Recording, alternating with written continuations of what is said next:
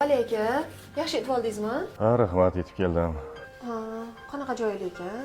Sovuq emasmi? Voy, nega sovuq bo'ladi? Mehmonxona-yu. Ovqatlanib oldingizmi? Ha, ovqatlandim. Bitdimi ishingiz? Ana jinni o'rtog'ing qaytgandan keyin ketadi, bilasana? Ne unaqa deysiz? Yaxshi qiz. Bo'pti, gapni ko'paytirma. Naborot kelgani yaxshi bo'lgan. Zerikmasdan birga maza qilyapmiz. Menga tez-tez telefon qilib tur.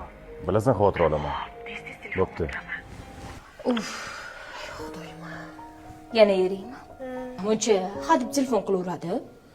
Nadayada bo'lib ketmadingmi? To'g'risi, bir payt o'zim shunaqa jonimga tegib ketadi. Slishkom rashkichi. Qanaqa yashamassan, xuddi uydagi qavsda qavanib qolgan qushga o'xshaysan. Mana men nima bo'ldim? Naskisigacha yuvardim. Qadrimga yetdimi? Uylanib oldi. Xiyonat qilgani qoldi.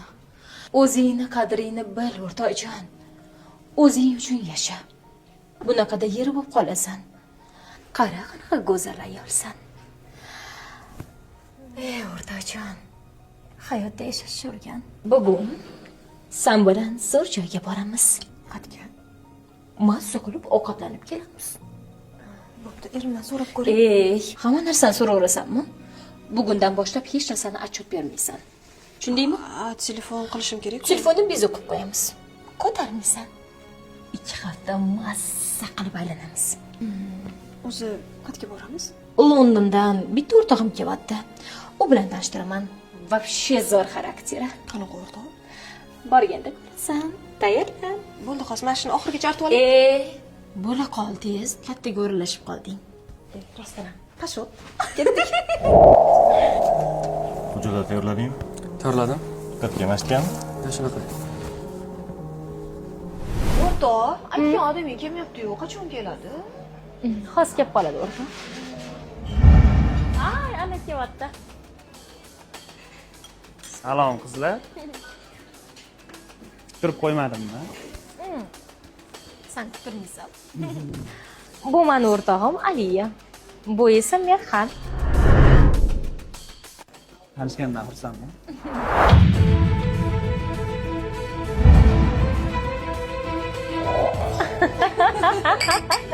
Baxtimiz uchun ichamiz o'rtoqlar.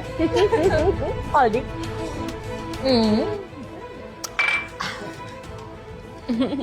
Siz bilan tanishishim mayli. Yo'q, tansi tusholmayman, uzr. Hozir.